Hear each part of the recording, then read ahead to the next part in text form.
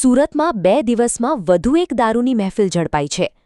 16 ઓગસ્ટની મોડી રાતે ડુમસ રોડ પર આવેલા સાયલન્ટ ઝોન વિસ્તારની જાણીતી રાજહંસ બેલીઝા બિલ્ડિંગના ટાવર બીના ફ્લેટ નંબર 1317માં ચાલી રહેલી દારૂની મહેફિલ પર પોલીસે દરોડો પાડ્યો હતો।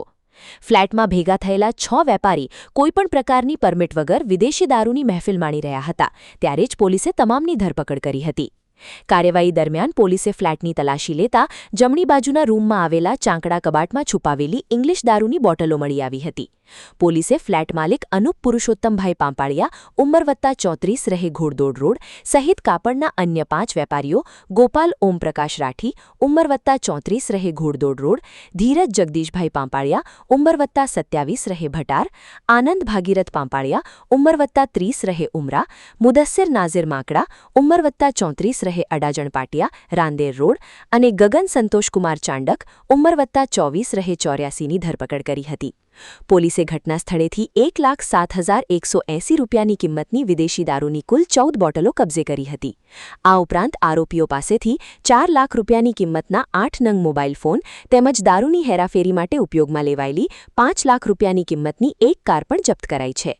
આમ પોલીસે કુલ 10,07,180 રૂપિયાનો મુદ્દામાલ કબજે કરી તમામ 6 વેપારી સામે પ્રોહિબિશનનો ગુનો નોંધ્યો છે। વિશે કે દારૂની મહેફિલ ફરી ઝડપાઈ છે, કઈ રીતના પોલીસ દ્વારા રેડ પાડવામાં આવી? માનનીય પોલીસ કમિશનર શ્રી વાબાંગ જમીર સાહેબ નાઓ દ્વારા સ્પષ્ટ સૂચના આપવામાં આવેલ હતી કે વિસ્તારમાં ગેરકાયદેસર દારૂની પ્રવૃત્તિ ડામવામાં આવે। જે અનુસંધાને ગઈકાલે રાત્રે ડુમસ પોલીસ પેટ્રોલિંગમાં હતી। એ દરમિયાન અમને બાતમી મળેલ હતી કે કેટલાક ઇસમો બેલીઝા નામની બિલ્ડિંગમાં દારૂની મહેફિલ માણી રહેલ છે। જે આધારે ટીમ સાથે રેડ કરતા કેટલાક ઇસમો એક ફ્લેટમાં દારૂ પીતા પકડાઈ ગયેલ હોય। કુલ 6 જેટલા ઇસમો દારૂ પીતા પકડાઈ ગયેલ છે અને એમાં 14 જેટલી ઇંગ્લિશ દારૂની બોટલો મળી આવેલ છે।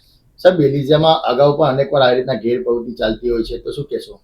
આ સતત પોલીસ ચેકિંગ કરી રહેલ છે અને એના પરિણામ સ્વરૂપે જ ગઈકાલે રાત્રે ચેકિંગ દરમિયાન જે દારૂ પ્રોહિબિશનનો કેસ કરવામાં આવ્યો। સર, દારૂ ક્યાંથી આવ્યો તેને લઈને કઈ રીતે કામ? એ બાબતેની તપાસ ચાલુ છે અને આગળની જે કોઈ પણ હકીકત હશે આપ લોકોને જણાવો। સાહેબ, અત્યાર લગીનમાં લોકો કહી રહ્યા છે કે માત્ર ખાલી પીનારા જ ઝડપાય છે, કેમ બુટલેગરો નથી ઝડપાતા? બુટલેગરો વિરુદ્ધમાં પણ કાર્યવાહી કરવામાં આવશે। સાહેબ, અગાઉ જે કેસ કરવામાં આવ્યો હતો તો તેમાં કોઈ માલુમ પડ્યું કે કોણ બુટલેગર હતું, ક્યાંથી દારૂ લાવ્યા હતા 2 દિવસ પહેલા? નહીં, આરોપીઓ જે પકડાયેલા છે એ ગોળ ગોળ જવાબ આપી રહેલ છે કે આ દારૂ ક્યાંથી લાવેલ હતા, પણ અમે સ્ટ્રિક્ટ આમાં એક્શન લઈ અને જ્યાંથી પણ આ દારૂ આવેલ છે એ બાબતે અમે કાર્યવાહી કરી। સાહેબ, જે બાપુજીની વાડીમાં જે દારૂ પકડાયો હતો એમાં કોઈ બુટલેગર મહિલા છે ખરા?